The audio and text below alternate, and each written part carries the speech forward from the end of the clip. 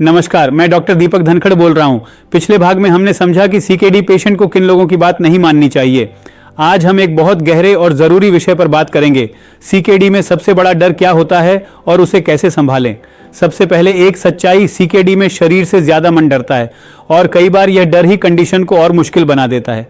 CKD patient के common fears, अक्सर patients के मन में ये डर होते हैं, क्या मैं ठीक हो पाऊंगा, मुझे डायलिसिस तो नहीं लगेगी, मेरे परिवार का क्या होगा, क्या मेरी लाइफ नॉर्मल रहेगी। ये सवाल नेचुरल है, लेकिन अगर इन्हें सही तरह से हैंडल न किया जाए तो यह एंग्जाइटी और स्ट्रेस बन जाते हैं। सबसे बड़ा डर फ्यूचर का अनसर्टेनिटी।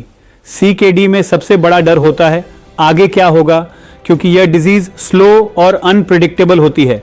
लेकिन याद रखिए, हर सीकेडी पेशेंट की जर्नी अलग होती है, फ्यूचर एक जैसा नहीं होता। डर क्यों खतरनाक हो जाता है? जब डर बढ़ता है, बीपी बढ़ सकता है, स्लीप खराब होती है, एपिटाइट गिरती है, पेशेंट नेगेटिव डिसीजंस लेने लगता है, यानी डर इनडायरेक्टली डिजीज को और बिगाड़ सकता है। एलोपैथी का दृष्टिकोण। मॉडर्न मेडिसिन मानती है क्रॉनिक डिजीज में मेंटल हेल्थ उतनी ही जरूरी है जितनी physical treatment. Stress management CKD outcome को प्रभावित करता है।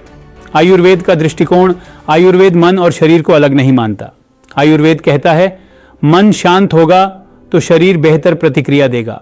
डर और चिंतावात असंतुलन बढ़ाते हैं, जो सीकेडी में पहले से ही डोमिनेंट होता है। इसीलिए मेंटल स्टेबिलिटी आयुर्वेद में बहुत महत्वपूर्ण है। डर को हैंडल करने के प्रैक्टिकल तरीके। एक, सही जानकारी लें, अधूरी जानकारी डर बढ़ाती है, सही नॉलेज कॉन्फिडेंस देता है। दो, वर्स्ट केस सिनेरियो पर फोकस न करें।